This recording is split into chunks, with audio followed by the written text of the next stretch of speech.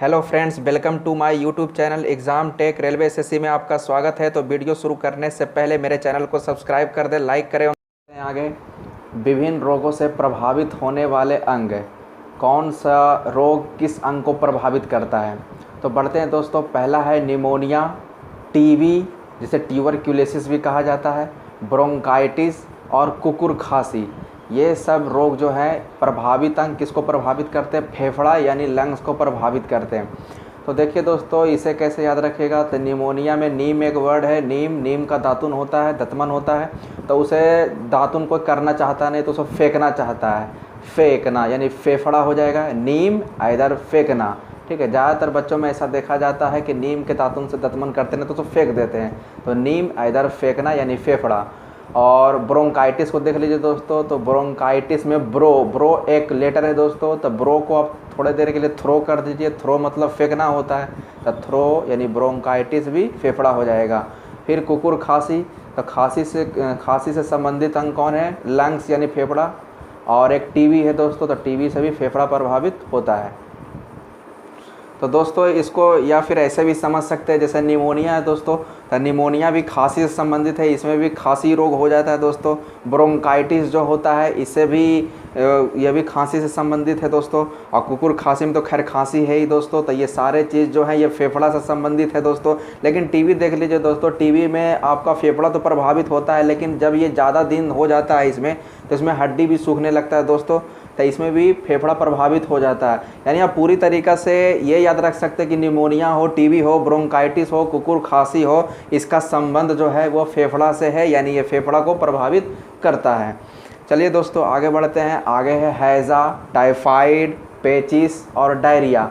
इससे संबंधित अंग, प्रभावित अंग कौन है दोस्तों, आंत, जिसे इंग्लिश में अंग्रेजी में इंटेस्टाइन कहा जाता है दोस्तों।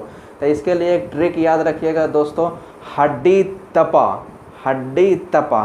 तो हा से हैज़ा, डी से डा से डायरिया, और ता से टाइफाइड, और पा से पेचिस हो जाएगा दोस्तों, और आ से आंत, यानी हैज़ा, डायरिया, टाइफाइड, पेचिस।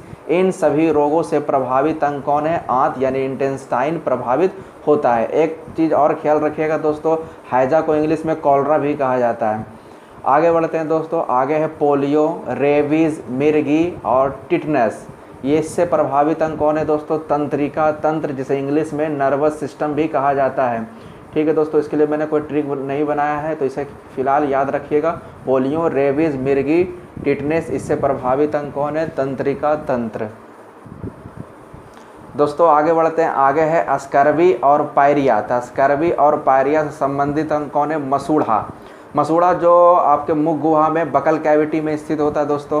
तो इसके लिए भी एक ट्रिक है दोस्तों, इसके लिए याद रखिए पास मास मतलब अपने बगल में निकट में क्या रखिए, मास रखिए, पास मास। तो यहाँ पास से पायरिया है दोस्तों, स या आधा श से स्कर्वी, और मास से मसूड़ा। तो यानी स्कर्वी और पायरिया से प्रभावित अंग मसूड़ा हो जाएगा दोस्तों। आगे बढ़ते हैं दोस्तों। हेपेटाइटिस और पीलिया। हेपेटाइटिस और पीलिया को इंग्लिश में जॉन्डिस भी कहा जाता है दोस्तों। तो इससे प्रभावित अंग कौन है, लीवर यानी यकृत, जिसे जिगर भी ऐसे कहते हैं।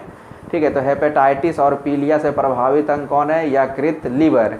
और इसके लिए भी एक ट्रिक है दोस्तों, इसके लिए याद रखिएगा हे पिया। तो हे से हेपेटाइटिस हो गया दोस्तों, पी से पीलिया हो गया, और या से यकृत यानी लीवर हो गया। तो हेपेटाइटिस है, पीलिया है, इससे प्रभावित अंग कौन है दोस्तों, यकृत है और लीवर है दोस्तों। एक चीज़ और याद रखिएगा दोस्तों, हेपेटाइटिस जो होता है, बहुत तरह के हेपेटाइटिस होता है दोस्तों। हेपेटाइटिस का बहुत सारा स्ट्रेन होता है, जैसे hepatitis A, B, C, D, ये सब हेपेटाइटिस के प्रकार है दोस्तों। तो दोस्तों इसे याद रखिएगा। आगे दोस्तों मलेरिया और प्लेग। मलेरिया और प्लेग से प्रभावित अंग कौन है, लाल रक्त कणिकाएँ, जिसे आरबीसी भी कहा जाता है दोस्तों, यानी रेड ब्लड करपसल्स भी अंग्रेजी में कहा जाता है।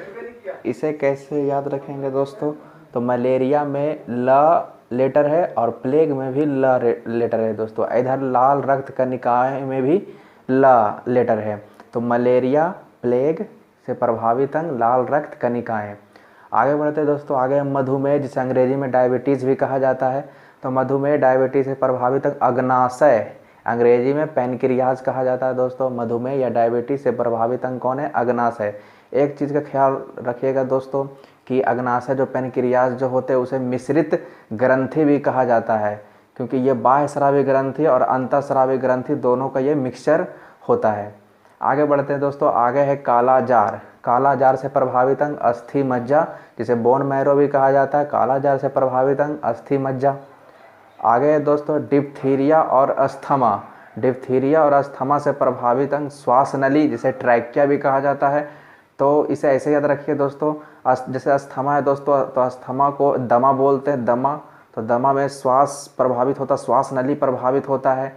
और डिप्थीरिया में डेप्थ एक वर्ड आया दोस्तों, डेप्थ मतलब गहरा।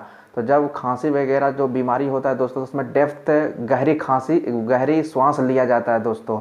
तो डिप्थीरिया और अस्थमा से प्रभावित अंग श्वास नली यानी ट्रैकिया हो जाएगा। आगे है दोस्तों घेंघा रोग, जिसे इंग्लिश में ग्वाइटर भी कहा जाता है और गलकंठ रोग भी कहा जाता है दोस्तों।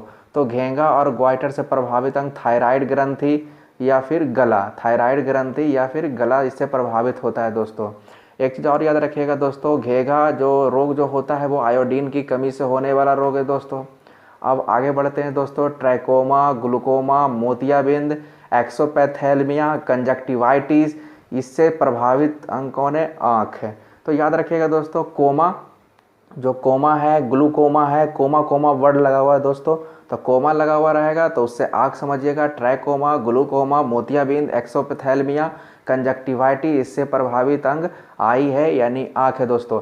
और एक चीज़ का ख्याल रखिएगा दोस्तों, ट्रैकोमा बहुत सारे प्रतियोगी परीक्षाओं में पूछा गया है दोस्तों, तो ट्रैकोमा को याद रखिएगा दोस्तों, ट्रैकोमा और एक ग्लूकोमा। तो दोस्तों आज तक वीडियो यहीं रखते हैं। और ये वीडियो का पार्ट 1 था दोस्तों। तो उम्मीद है दोस्तों आज का वीडियो आपको पसंद आई होगी। तो पसंद आई है तो हमारे चैनल्स को लाइक करें, सब्सक्राइब करें दोस्तों। जय हिंद दोस्तों।